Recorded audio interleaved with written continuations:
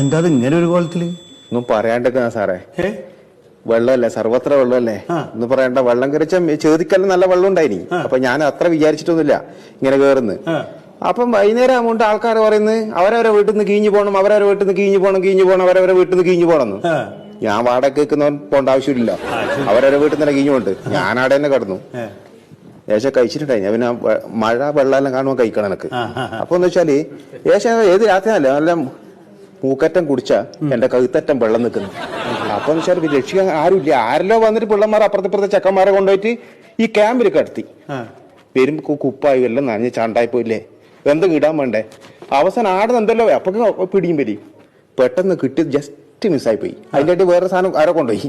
സാധനം കിട്ടിയത് അല്ല ഒരു കണക്ക് നന്നായി.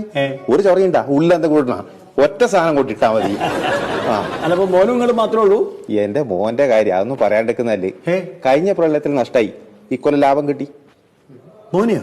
മോനെ കിട്ടി. അങ്ങനെ കിട്ടിയല്ല, കഴിഞ്ഞ പ്രളയത്തിൽ എന്റെ ഭാര്യനും ചെക്കനെയും രക്ഷിക്കാൻ വേണ്ടി ആരോ വന്നിട്ട് ചങ്ങായി ഓന്റെ ഒപ്പം രണ്ടാളും പോയി.